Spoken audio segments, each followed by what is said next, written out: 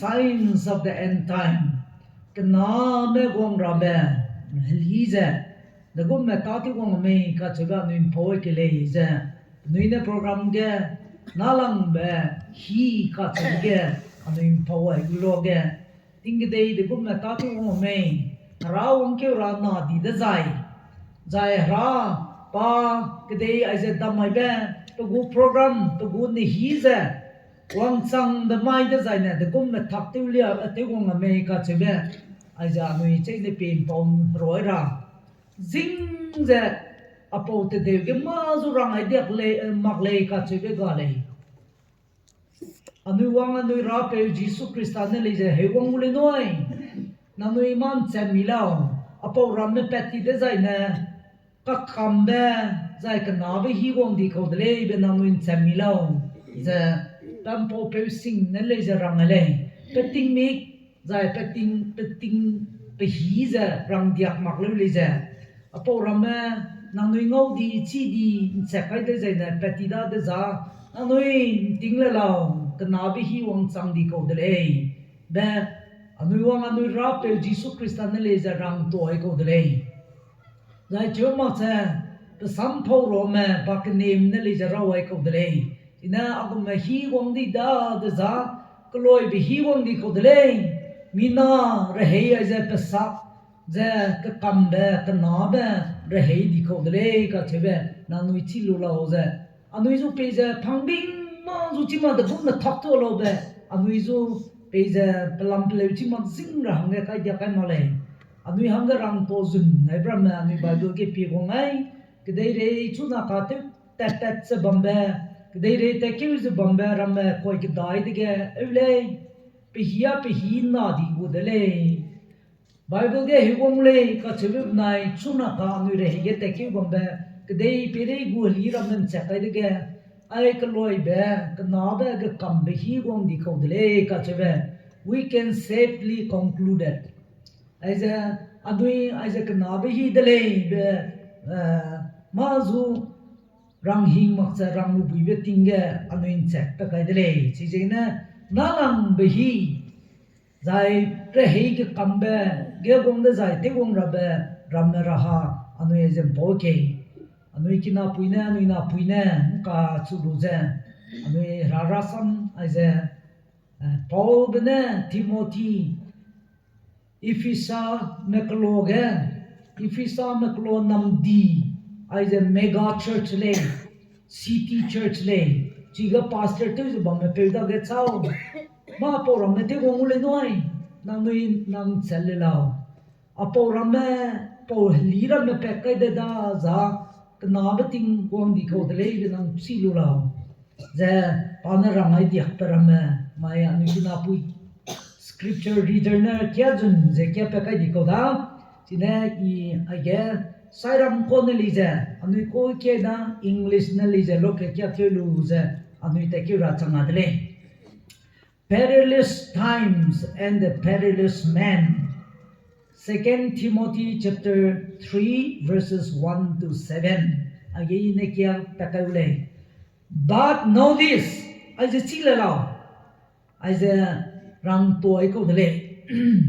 that in the last days perilous time will come.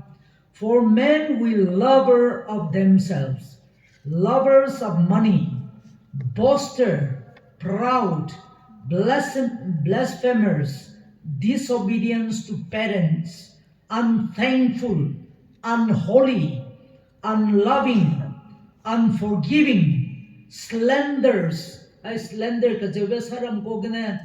I murders ka jebe ke nyu ti logi mina ka phapha pizu je murder killing te chape kana slander za mileria gane iram ju gi je dangbe character assassination miram hirang sia bijan ramu rang te ram hirang sia produce slanderers kachile apo ko ram pen ko le slanderers without self-control, brutal, despisers of good, traitors, headstrong, haughty, lovers of pleasure rather than lovers of God, having a form of godliness but denying its power. And from such people turn away. Ako mazim na ram pe ko zen tingla lao, bai lao po ko ram ne. Ai ze pe hiwang sang di ko ram de di ko de bai lao. For of this sort are those who creep into the households and make captives of gullible women loaded down with sins, led away by various lusts, always learning and never able to come to the knowledge of the truth. Ma po ramme pekudle. Sairam koge aize anui pi ke bloge ngolube aize anui ngole number keke. Kanamer hegong de zane antichrist Krista kere sabe Krista maknune Krista le kachebe pekule Isaac de pere pudi kole. First John chapter 2 18 and 19 Johan kraibe kanagu kraibe set kres kuge ipla ne kya kamlak le kane ke kaname te dol bibe chuige kya biale Johan kraibe gu First John chapter 2 go kraibe the set na kres kuge deception of the last hour. Nalang mahigit sura doi rabe perabe. Little children, it is the last hour, and as you have heard that the Antichrist is coming, even now many Antichrists have come, by which you know that it is the last hour. They went out from us, but they were not of us. For if they had been of us, they would have continued with us, but they went out that they might be made manifest, that none of them were of us. Na point na nungaw, kachile, perimbaza, rakyang namna kang, kaching na ay Johan, sing pepu, pagkatang gepu di bepu, John ay gong Potmas gudui lokang gobege vision tet kaliabe ranalia te wong rabramalia ze bambe chi pau di ze kni me ka ka hangken rachit chaibe chi pau ngai lak ching tan lu chaibe pe da ka anam nung ka anga oh my little children as a chilela kana be hi as a gong de zaine mina Krista ka rat parame pe kule as a anuida ne tepati koram dele anu rog ne zopati koram dele tu anui gu makle kane anuida ne zopati koram dele aje ki ke sang zapati ko dele noi rang toy ko le china Christian me my non Christian gu culture ne rang chilak le Christian thing mak gu tenaram me Hare Krishna group lege lenga mai chlege kedei perege tena Wang Muslim melija penu zat zanna penu kakna lija hazat son sunis melram benai wang hazat ke chamcham penu gu kal ke chamcham Muslim da lale hazat ke chamcham da nagle la kamne kane wang ai ge rangai biza Christian me kakna Jesus ji te me kakna Jehovah ji te me kakna anuida ne leta ti me ke sangha sapta di me Jesus zia te kane anui thobe anui sabe anui robe Jesus makpe Jehovah zia te kane Jehovah Bible ke bambe Jehovah makpe lui chambe anui kan ning de chambe gu phote ti me misonga zo peteli no in tinglo ka che kule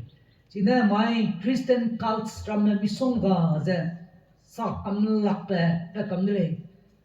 kumket you UCTM anui Bible training missionary training college ke America na bau mina hang sumung le chige kale dei pe hon ke professor hang ke narangbe America ge hazat ke cham Christian marogna cult ke cham sang mengeria particular se kamchi lakle china the uniqueness of Christ Jisu pakat sambam da nui sa samma ka daw lak patingong di ja uniqueness of Christ ai ja nui san du ta ti dre je pa na sa dre chine anui rogna anui dui krista ji te me kristen me dung rogna agum je tagu kyakna cham cham bible ge sakta di me jisu jiate jisu ke sang ge bamta di be kau ramemina misonga je kere sabu kyakna misonga peti be anui chile anui tinga dele Jehovah Witnesses jisu za pan jemna te lungo male ka chemele Jehovah Witness le ga yo Jehovah za nui kan nom de me anu aning lu se pla no pnui gu ta na na chap ti ko de no ai po koram na nui su doi le ka chule Bible ji te lu ka lu sui jisu ji te lu ka ko Jehovah Witnesses marame Mormons marame zai Christian Science marame Christian ni ji ni ale ji zai Unitarian makjo Universalism Children of Love aja Bible na lupel kam nei nui je koren graibe kreu chum ne ko hung kang gya be na sapalu je ko hung me bam zai mal le ne te bidale ko hung kang gya be bam le za nangai ni puim pe le je mo malu bidale apo namna Children of Love sa raki kem samlu be chang ne ko hung kang gya be bom je mass love making ông hàng kẻ chú tùy ra cầm mắm ra hàng kẻ chú cô hung cang ya be bam ra mà lấy nét đâu lấy cái chú be ra sam cái ta đi bram nươn nươn phọc tu lu ra Bible cái nét lu pe lu ra gum kyak nam song ga đi nè chỉ na nuôi chỉ ra Adam's group pai ni te mặc ra nuôi nè original nuôi nè Rocky khêu lấy ra Adam's group lấy ra mina mi song ga me be group cái chăm chăm pe ti câu lấy nói Bible cái nét lu pe Adam ziate Bible da na cham chei ma ya ma ju ko soi ga go Bible ke ne bam koram da je anui hebule ka ne hima ko le New Agers Unification Church rame 7-day Adventist rame 7-day Adventist rame anui ne Christian kal thang de chakai ko le jai the Church of Christ lui sang le Krista go rakyan na ka chebili je penugu doctrine penugu rase penugu tana chap dai le Bible anui kal le dei ma le apo ram phui hang ne le noi anui da na zo pati ko de anui ji te lu ja anui da na anui kyak na da na cham pati be ram mi songa le chau na ma kang ting lo je zo han be ne agum je rakyan na ram da ram pe chi ko ram de le na ma ting gong de ne in the last hour ma po ram phui diu de ka chule china panara be Johan kraibe gu medai gu gchumge ne kya gule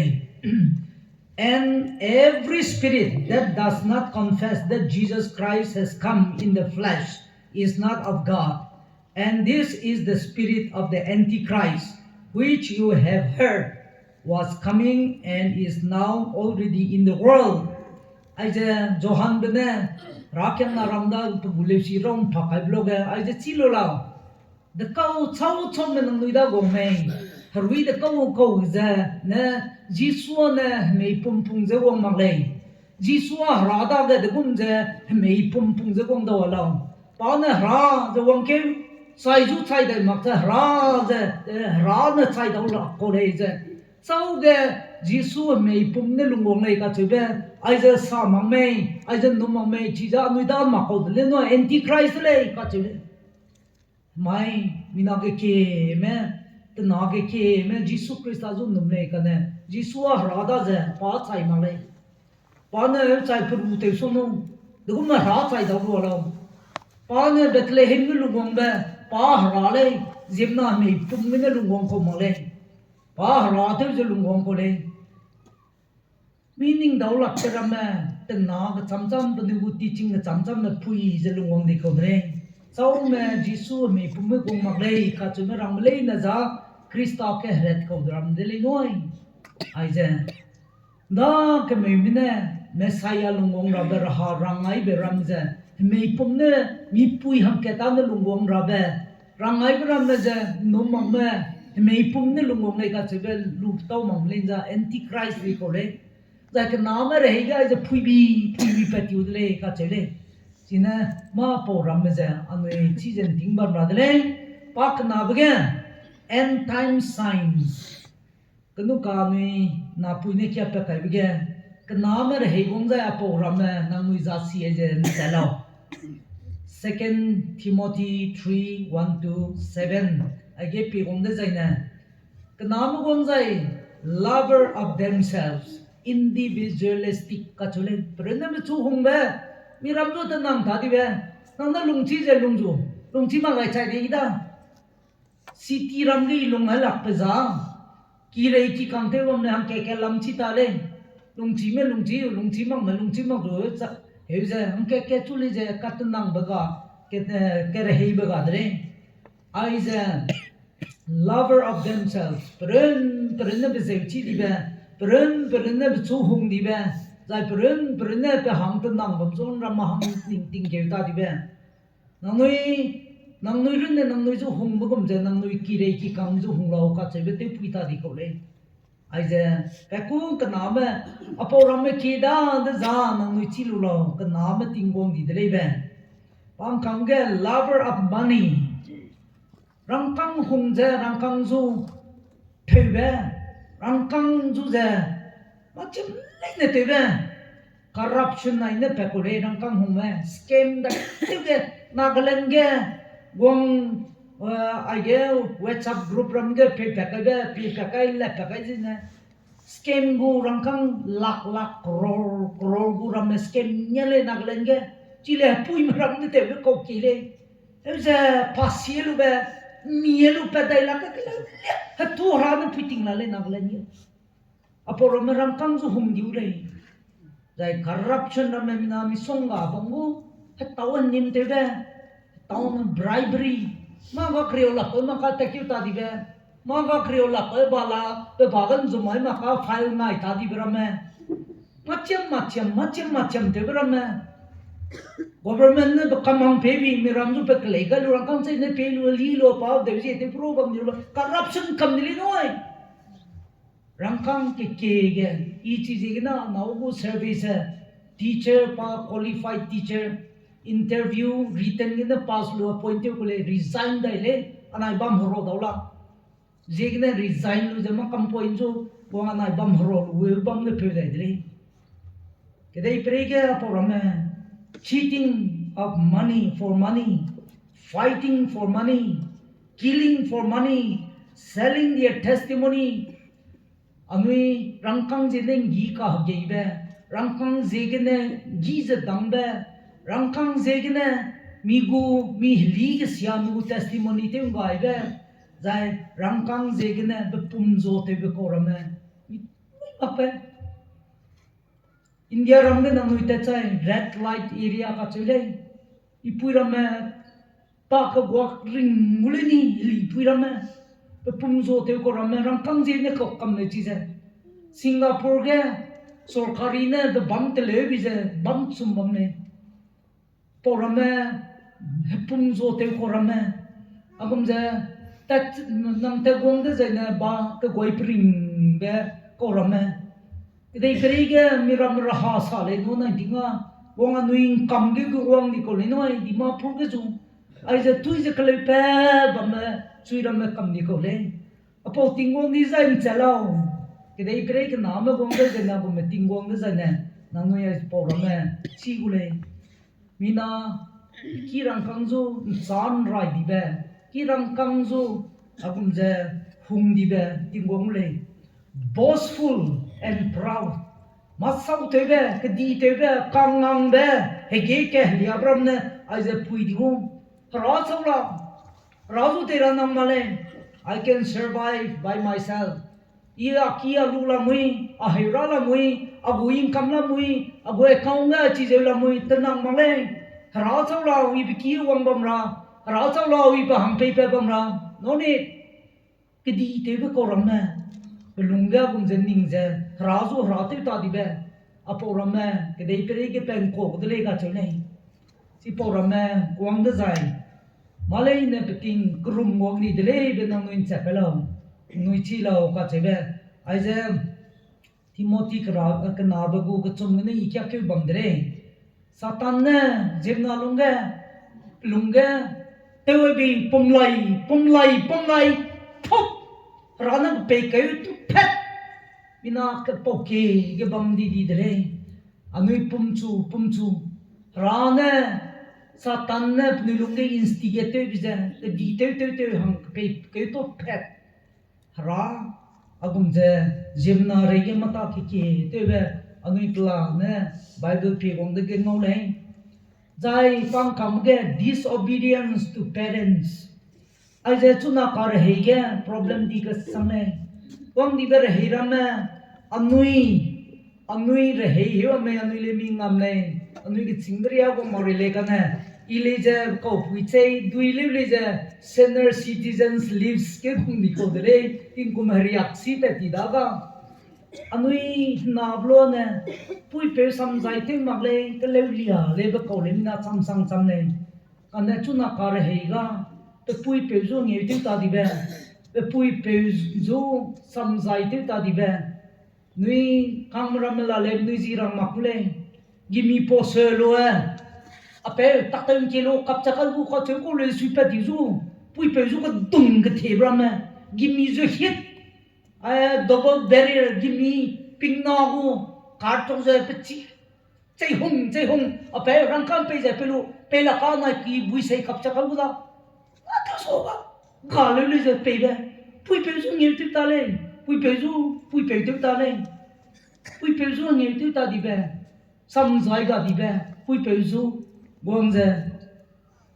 disobedience sam zai tu ta di be ke le nge ya le heu ke le la be mina lung ke lau di de le ani re ge agu mere he gong le ka chule ai je ka na bu sign ram me di ko de le wang je ka kam bu tinge agu mere ram me ni puim pe me ro te ga he nam koi ba me he bo me nu ki lung gong ga hap te mai kam me noi bai lu je ki lung ne bem bia den no ka lo mi tu so tap je bam me pe na me je ne ni lung ngong chang la ni sui chang la je bam me pui pe mi na ki la li no na me sam jai te ta di je ne ke rahang le pe kai be pi ba chi ke chi be rahang pe lu le pe lu pui pe ju te ngam hai be pui pe ju te ngam hai be na poi na lo ne chu cha ze eleven season ke chu ze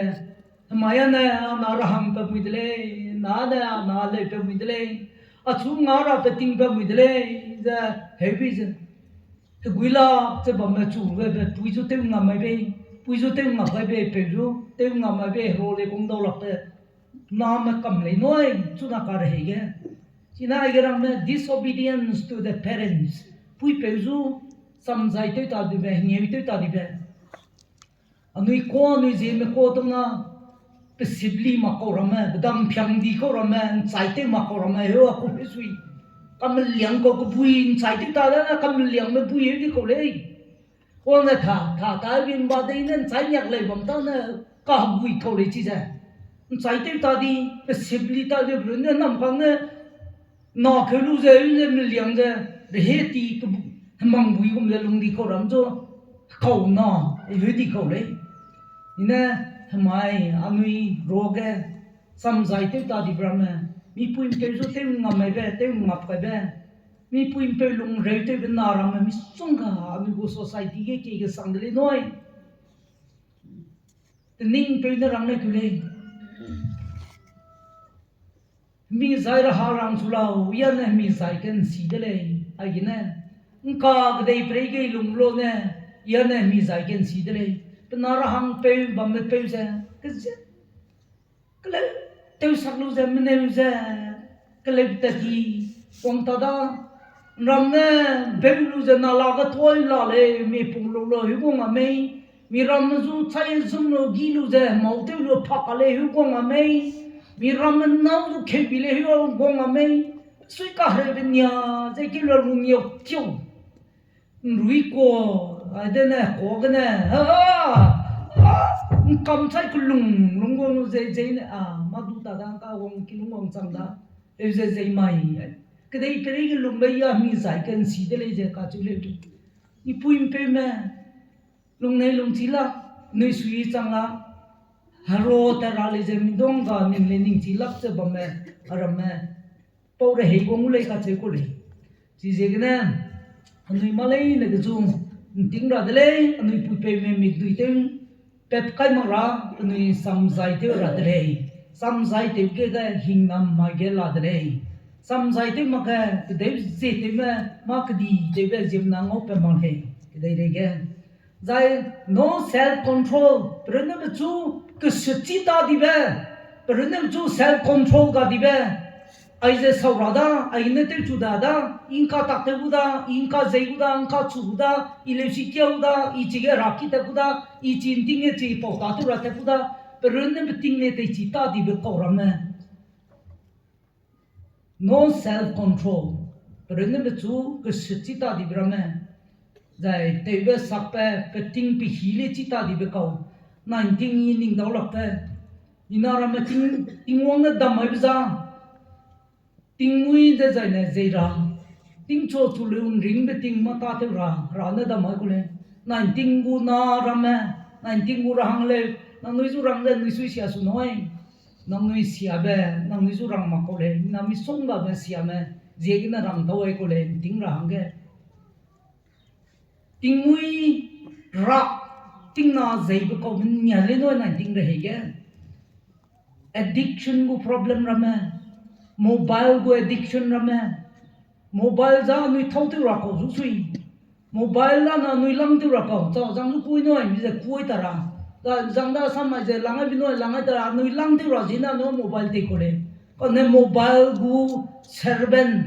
mobile của bang mi thì có ra mà mobile này tao atu kling cái nói kling ting ba atu kata cái nói cái kata ting ba atu malis tu nó mobile malis tu ting ba ko mobile gu bang ni di ko rame mobile gu addiction di ko rame zai alam ne chita di surab lam ne chita di te rasa ra be hi le chita di mang te di be cái bang ni di ko rame mi song ga la mi noi self control ga di be mi ru ne mi zu te chita di be aku mere hei gong de zai ne pilau kana mere hei di ko dre pe ting krum gwe ti ko dre ka chebe anui a je chi ra ko dre pornography chuna ka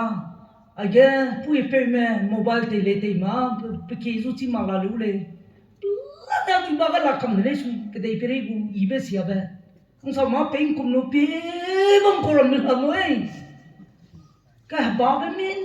pi be ko addict ti ko ram nim to di ko rame addiction je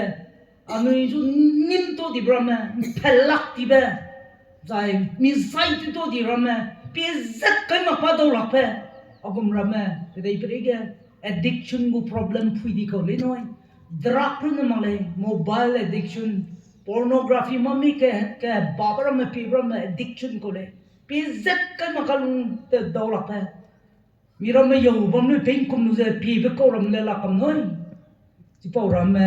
ke dei peri ke pete zai ne pe duren ne betu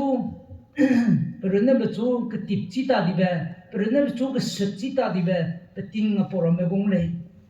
lover of pleasure then lover of god pe ne betu hung be zai ke dei peri rung ma tha sui ke me ke dei peri ke me kam long ra me pleasures ai ze te bra me ai plane razu hong so to ke dei mem rozo hong te ti be raki ka mina cham na gu dancing club ke za mi te kham bum ma lu ze mi zu ma ge kwang mi sin ne mi chui kham bum ma lu ze lim ra me mi su na be ra hang le me chu na kar he ra ma gu me no le night clubs ra me party na UCTM में बंगलोर के की दुईदी की अनु की ताई सिंगल फी की कौन सिंगल दुईदी की इंगे की दिलो के बोले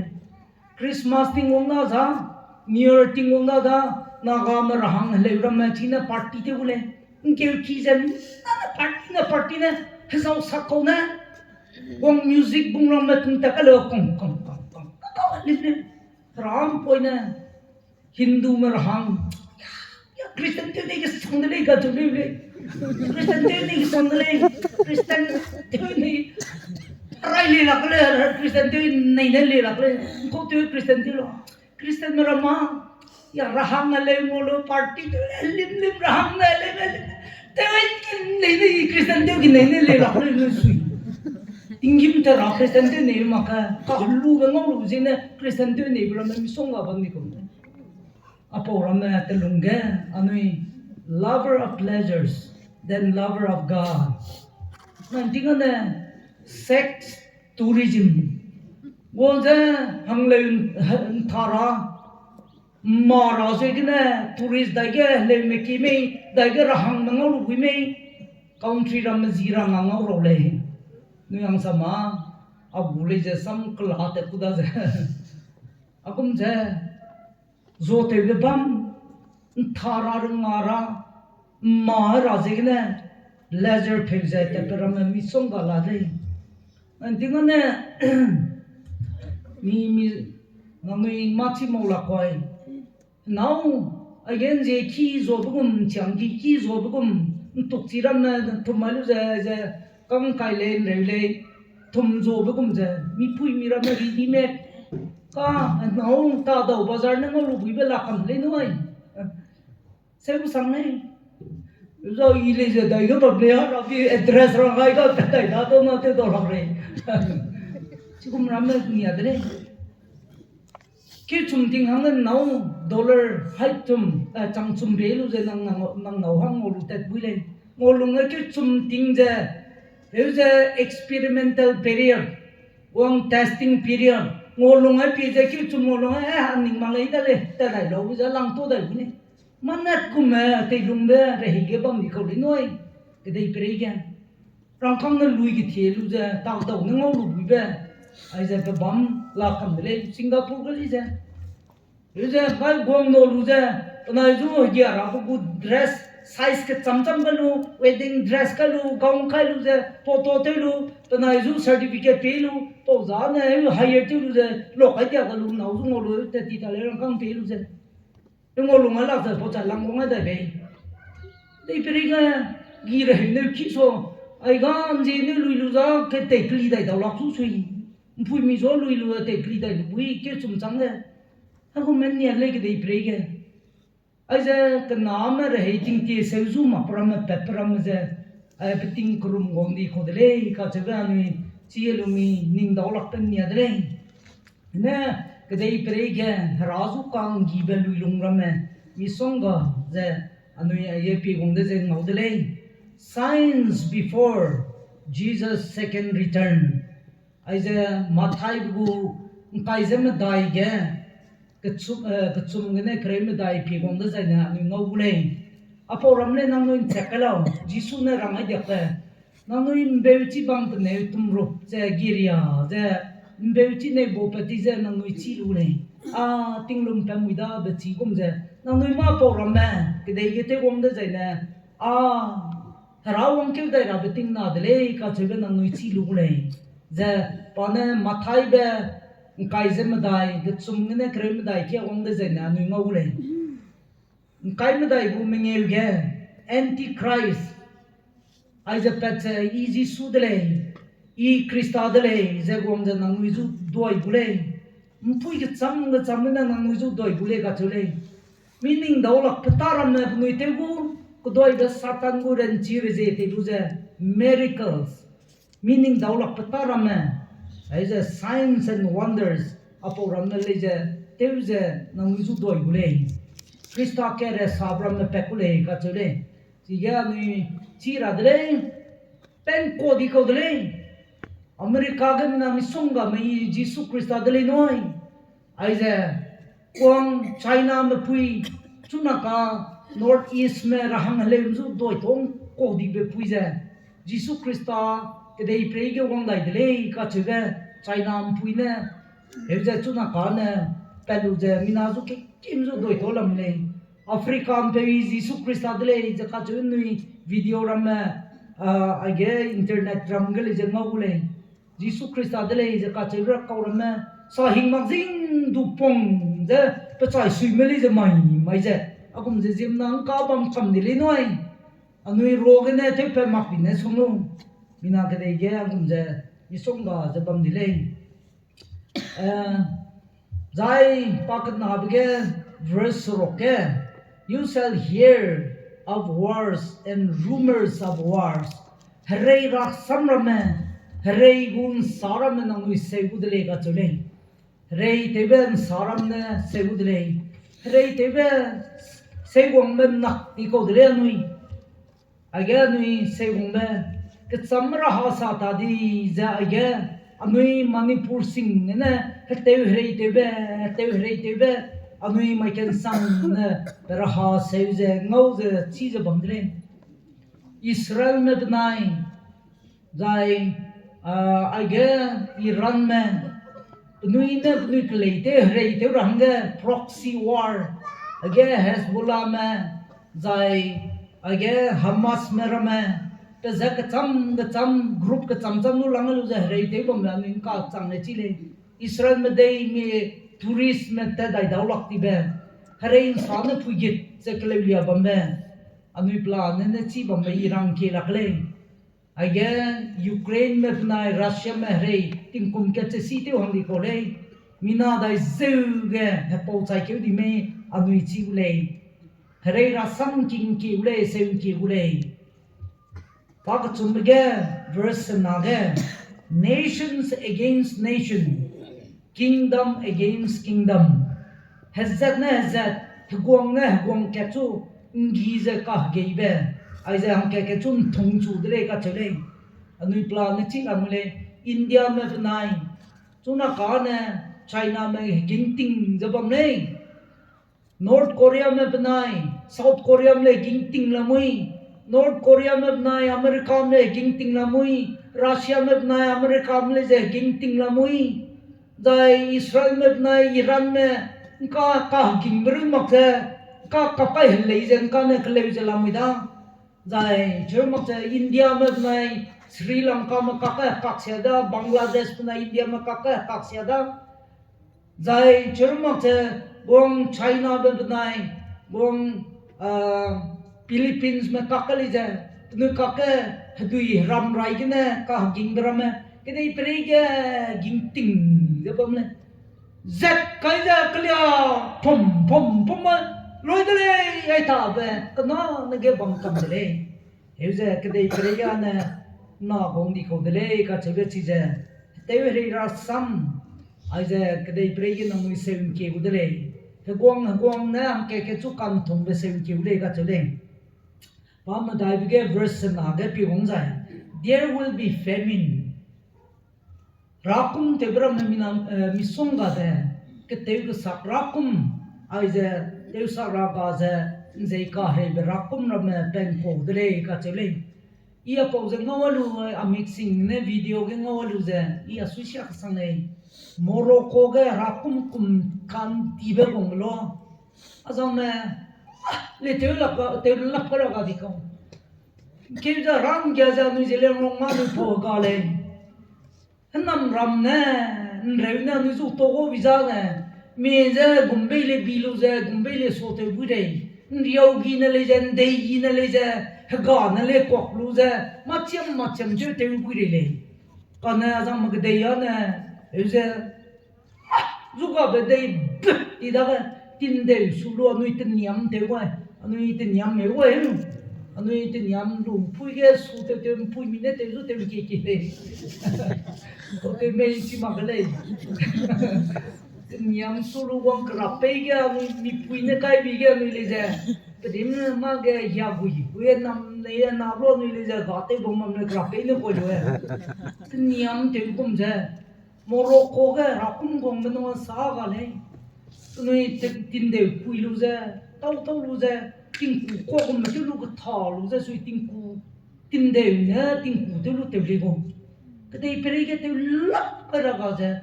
dây hay dây cái mấy dây bầm ra mà nuôi nữa mà tìm cái tin sang cái tin lu ra dây này mày bầm đi cái mà làm lu chỉ mà số cái đây cá hay cái bầm mà cái mày bé tao sắc ra lấy cái gì bụi kia em na tốt tìm công nhà đấy nói cái đây mình ra học thì công ấy cái mình suy xét đến nhà đấy zai mi hàng kẹt ai giờ năng người parasam ai giờ pia là lấy cái ia gu video cái save tiêu lu bam bam đấy zai người paper gam paper mà ngâu đấy mi hàng kẹt Africa mà cái đây cái rakum kum bam cái photographer ko đấy journalist mà ko đấy mà mi bang rose cái đây peri rose tep robe ko na point tiêu ra gang này giờ ngã chita đi Wang relief kem ga miramna ke te sakan zibam le bong sang ngati ja kedai peri kedai ge kanga ke nia proje tepe heze petsai ge klie ko makau sai ge te be lawai ke wa ni lawai ne petsai sui pro na poi ne chai be log poi te ra photographer ji po pe je mami bangalu to go price mo le the picture of the world, the photograph of the world, of the year. Pau ting kumgu mami bang sau lang be bang meaning da ulak pe mi bang ai be hange top agum je price pe be zita ka sang ai be ko le kan pam so po po na hange te pa na le po lak do gong po ngai bi ai da photo te lu je pe je ruim pui lawai ne pe te ko te ra ngai la bo pro me na po ne me la wai ne sui pro chai ba bang me te ra sui be me bang ai lu be pa le ma ga te sa I ra za me ane pa bang ai lu za pe go guilty conscience ba me gong za pre ne be chung kak sai di le ka chu ne po ra ha ka dei pre ge lung he re sang a ko ne gong za bo te za se te za zirna pom za to tim ai ba ra me cái đây bây giờ cũng thế, rapot nó mới sống gặp cái kule cái chỗ này, chỉ cái đó,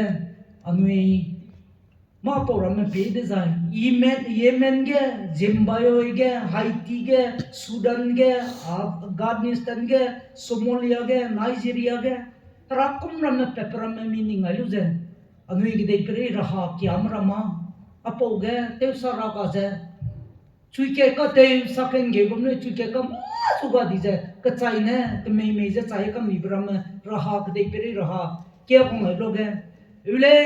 ke dei peri ge re di ko le North Korea ge le je hara kum ti kum je ina mi sunga chai di bram te sakara ga je chai di bram le ta raha la kam dire ai je chuna ka nui re hei gu raha ram le noi in kum grem kai gu raha ram de le noi chuna te ke je bam raha ram dire a po ram chi de jai na ngui cái hi krum gok di delay bên ông in cellular mà number mình nghe cái verse na cái le role there will be pestilence rarit chibrama te bên nei be rarit cái chibrama je gwang delay ka chole na ni popai me rahi ge sei maprama HIV rama Africa में वो nation क्या करना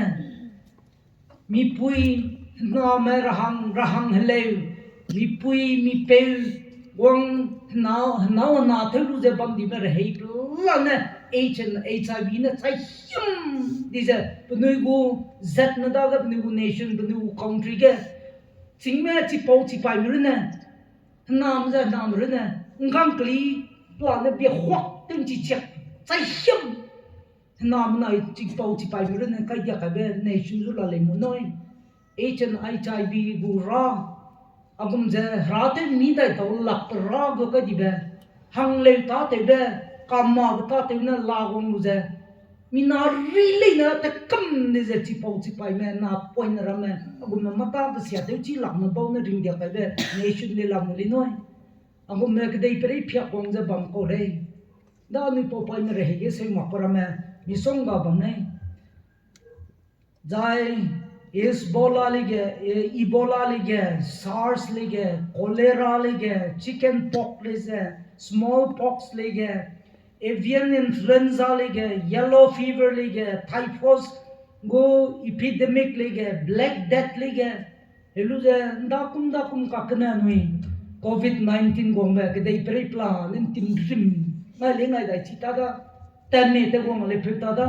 kolong kam nam ting dah la kali peta da le city kam college kam university kam libam ram kam gari transportation kam kan thabe pung ram stadium ram kam kedai perege sport world kam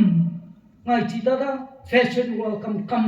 cinema entertainment world plan kam kedai perege kelung ba ngai le ngai dai chi lak ti ba kedai perege he wang udri noi rarit chi brame ining dau lak brame agum na wang udri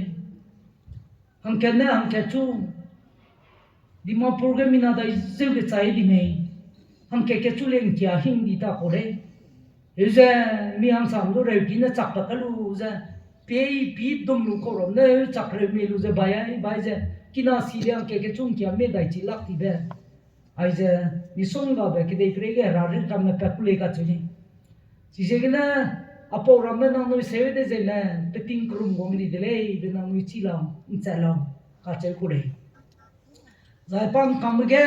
ta suro pe ge verse na ge ai le nga lu bu le earthquakes ram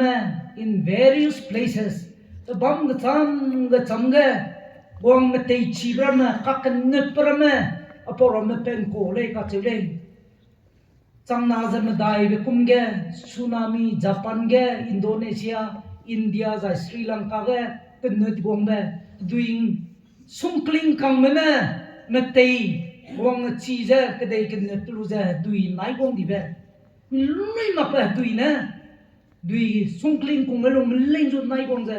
mina na be chang gai kam di brama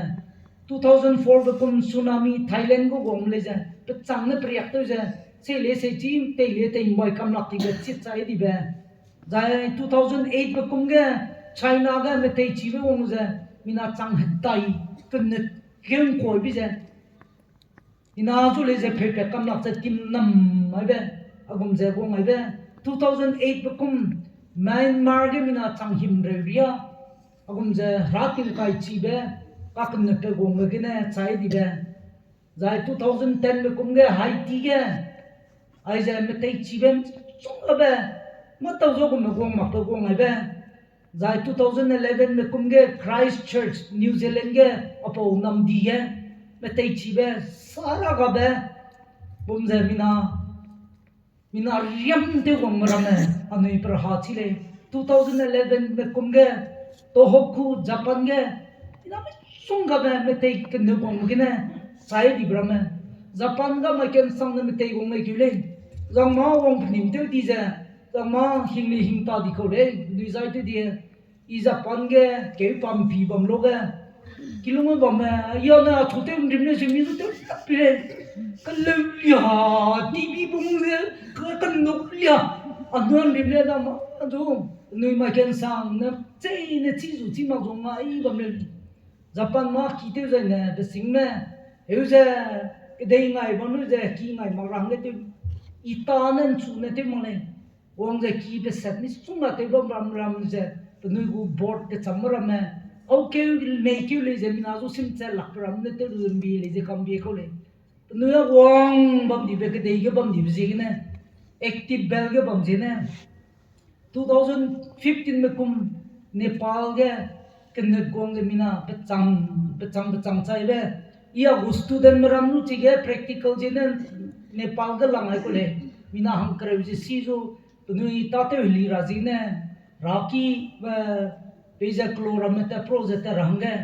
तुनुई बमतिंग गप में ते चीबे गोंग दाउ गप 2015 में कुम ले चीजे हेजे अनुगु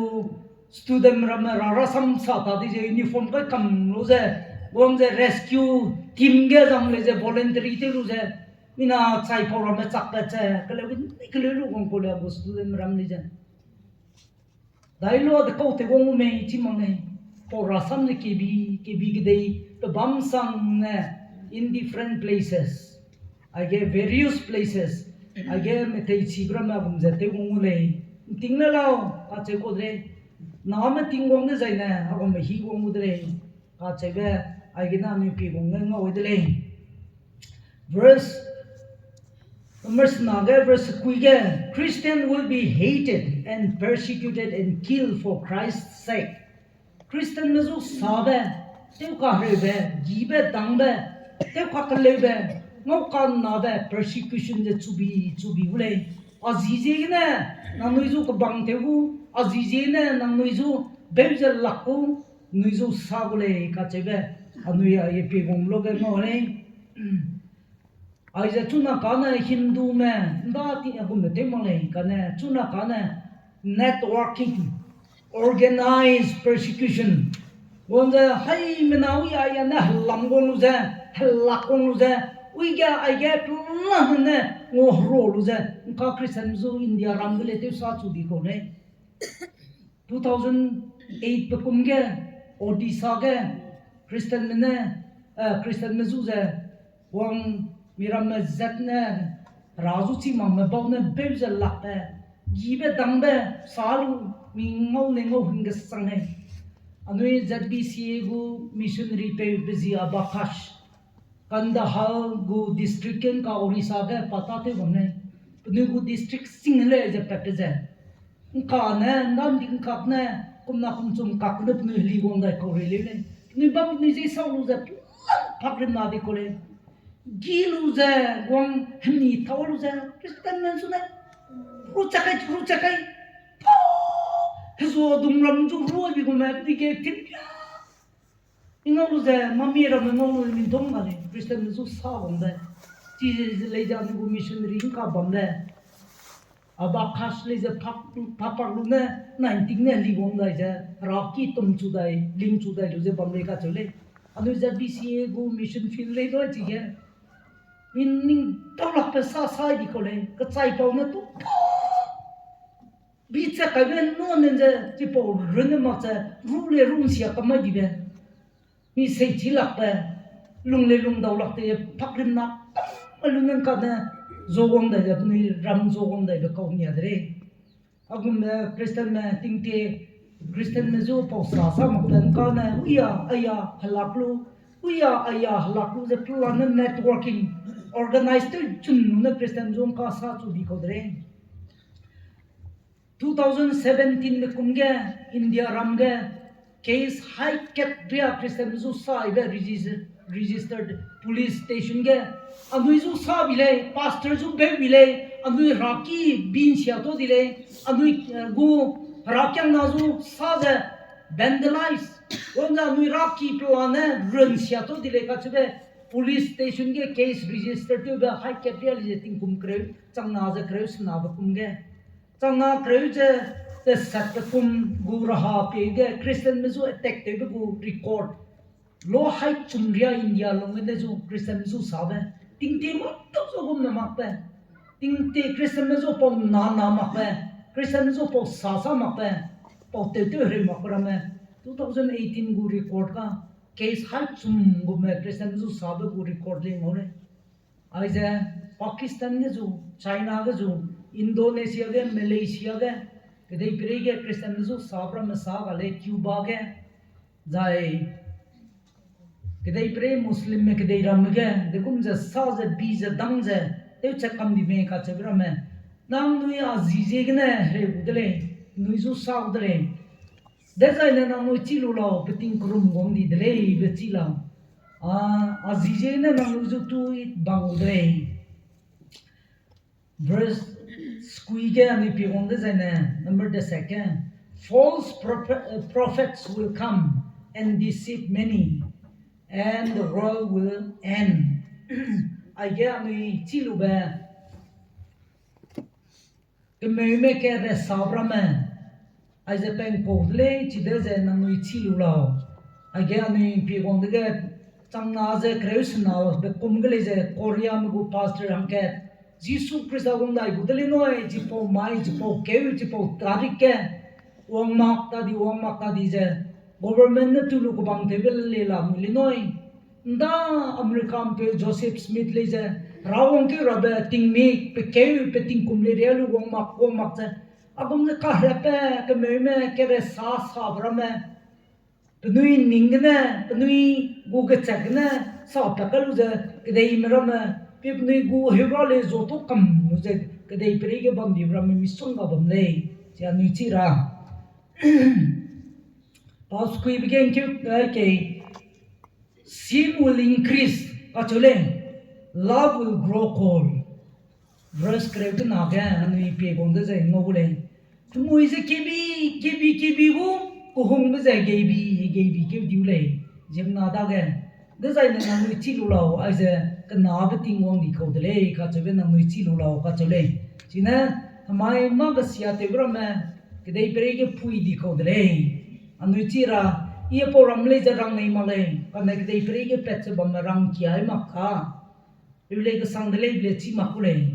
ai po ram le je mi sa bam nei ma ko le ma ki be ma da ja ai je mui ke sia ba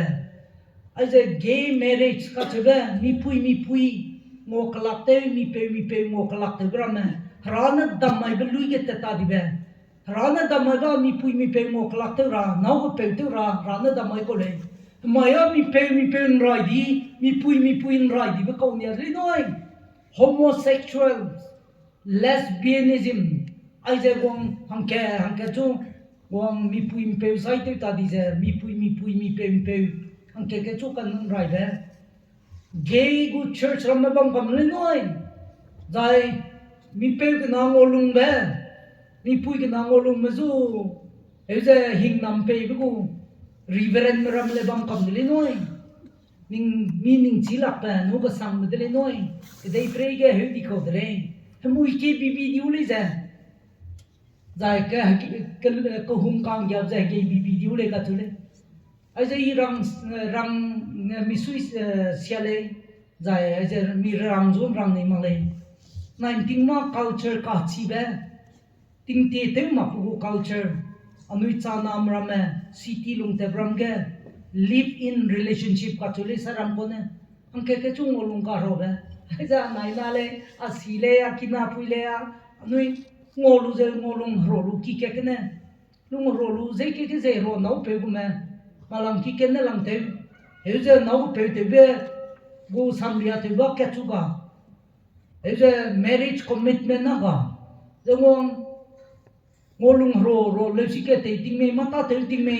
he lu je wang dai da dim na dai da nau pe me ngolung je dim na dai di bra me live in relationship bra me na ke na ga amra me su ga noi ring ting noi rahang noi hele noi giak te peto di ram mi songa la ni noi pu pe ma chi mak le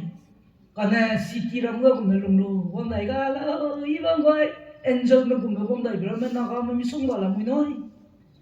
ago me re di le mu ke bi di u le ka che ju ai ge ba go ga ram ai be chiu mang che mi hang sa ma ya mi pu mi te rak le pe mi te u le gu zen der te khok li ko ram ya mem pe mi te rak le pu mi lui te te agu plan e operation te lu ze pui mi li ke te ko ram ke dei pri pui di ko le lung ka bok ti be lung confused ti be satan ne male ne tingwang ta te ram te mi siak kam do ti be anui na blo ge e ndang kang ki ge ma pa te lo ma lang te te nge ro te te le na blo in ro te ze ja ta li le a gi li le ma lang te le cái này lìa ra nhìn rồi tôi lùm bụng mà có tất cả cô người số chín cô làm nó còn đái à giờ còn cháu ăn suy lắm bây giờ học thôi em mình cũng từng chơi em suy chơi ra ra mình tâm tâm lùng mình chắc nó tâm mà bây giờ sắp nó còn suy lắm cái đắng im ở bao tiếng giờ còn đi câu đấy nói ông giờ cái đây pressure cái đi câu đấy mũi cái bi đi câu đấy nó nói xem mà remain free marriage ka chebe ma zu tham ben nam ga be kalak te be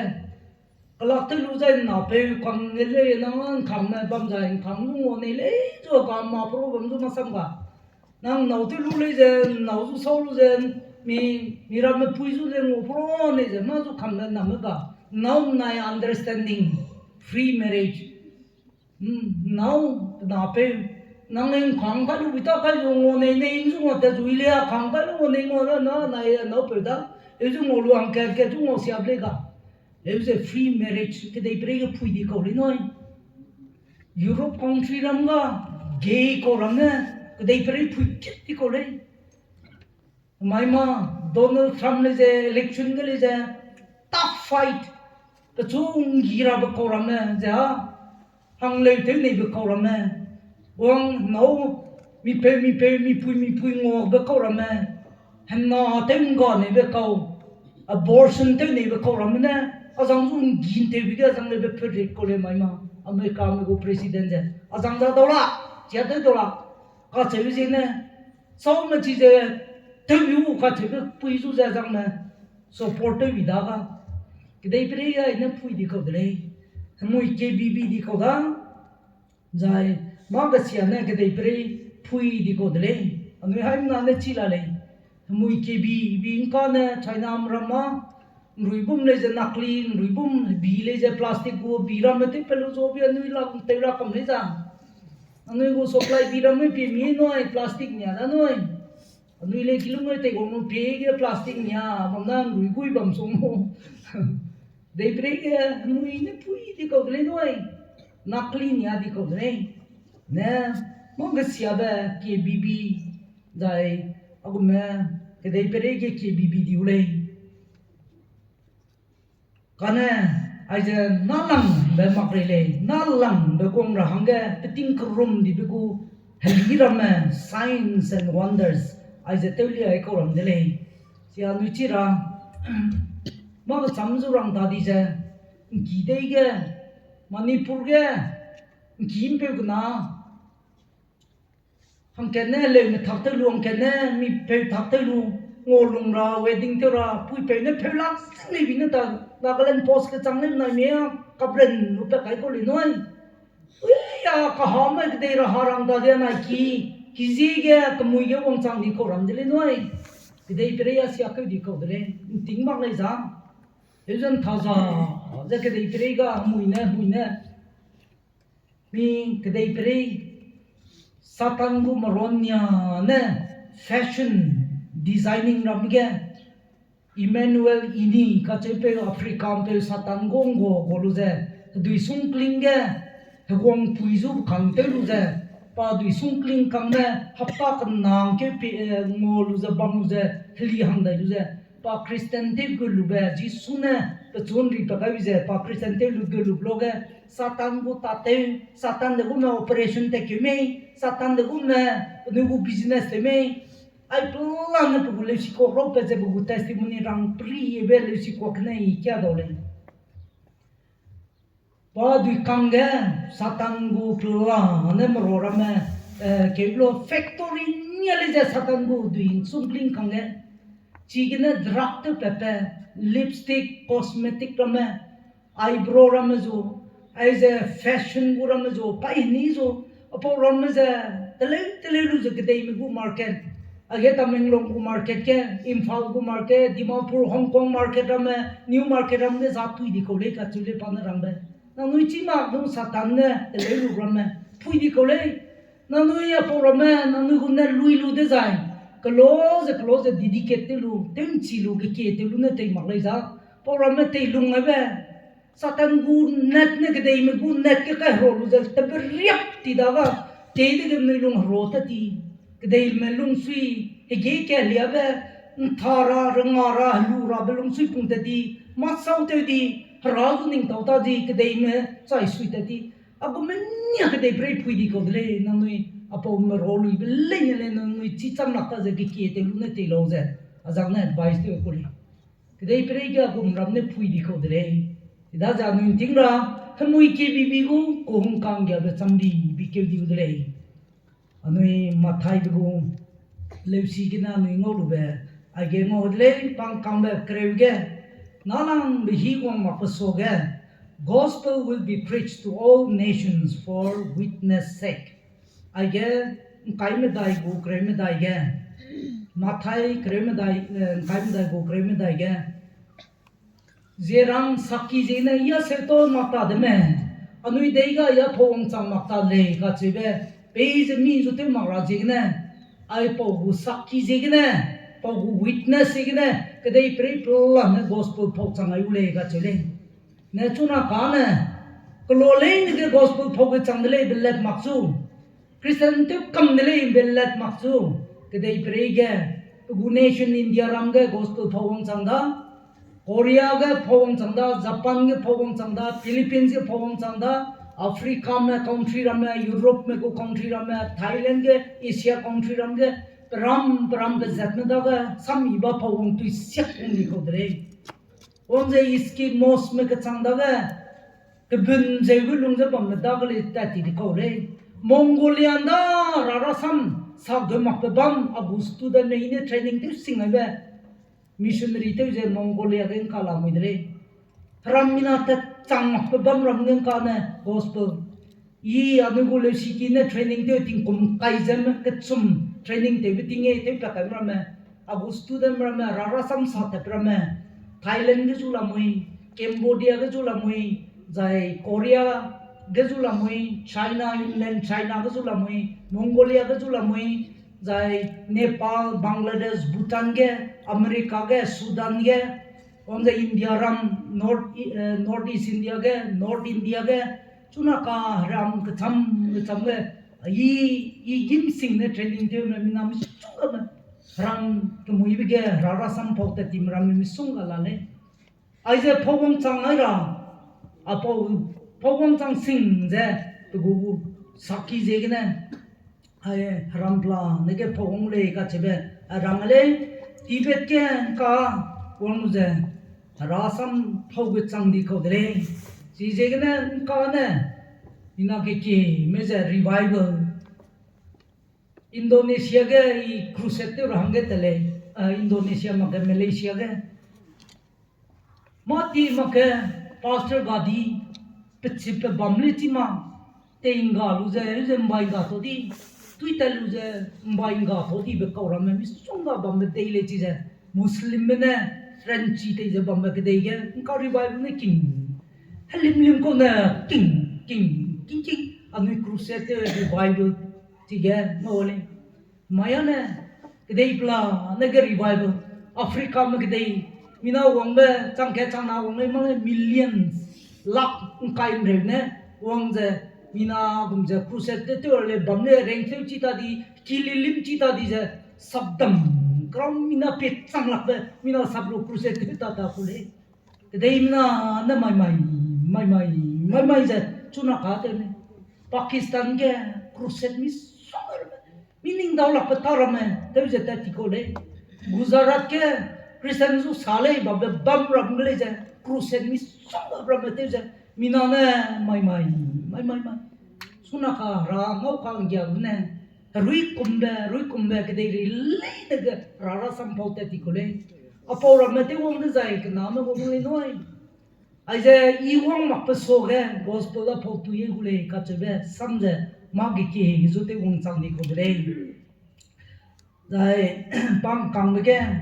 Nama cricket zai kaizem daigu him revses na him revses the second. It will be like the days of Noah, eating and drinking, merrymaking, marriage season or unseason. Anui Noah heigu mule nanun semilo noi. And no one not even a pak pang the heuse kahlu be te be sakte lulia. Bam de sai na chalo pe hi na di krum di ko dre ka chuli da ko chingma na kom tho biting le te me biting na ko biting le te ai ding na ni tai pog tim be chak ra biting ko mo ni him ting ni te bam le mo lu ta dre ja mo mai dre ja no te le prim ba gam pe le na dinga वो वंगलो ताली रुती का माँ गिले रुती मीमा कटा दाइले जारी ना दाइ कल्ले अनुई कदे प्रीके सेलिब्रेट किस मरमे Bollywood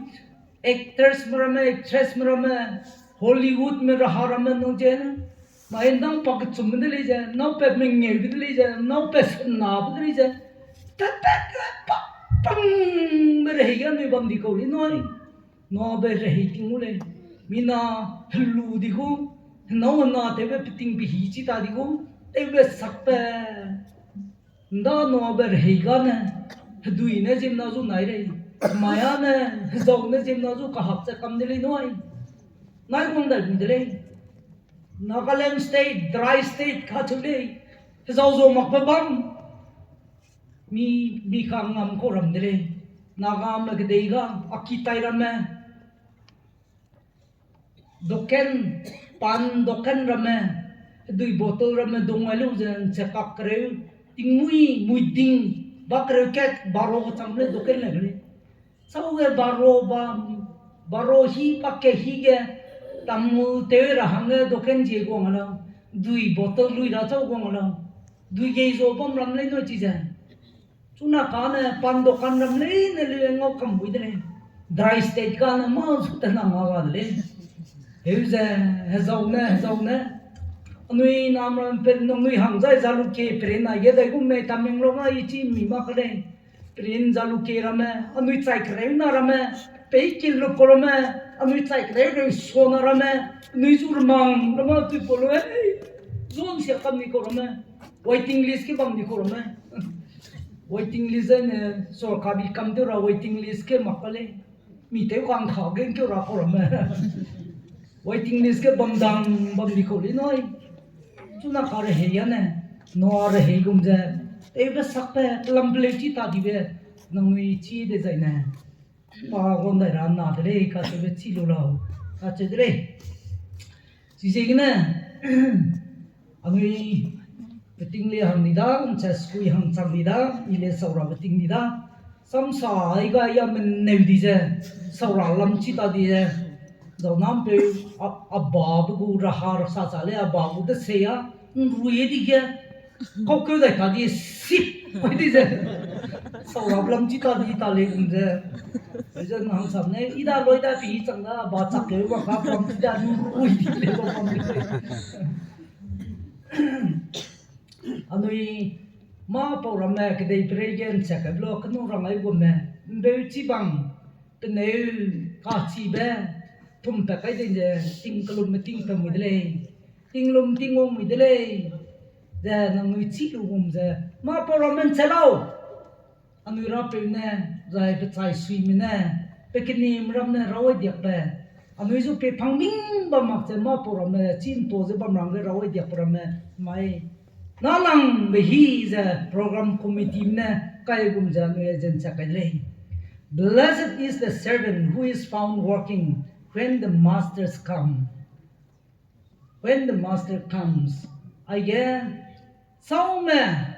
the bang me pa rape pampo pe hili gong dai bloke sao mak se ta te je bam me kau pe pho ga lang me kau de mai su gong ji diu da je ma tu ta di je ko zu kle je ban thui lu bam di le ja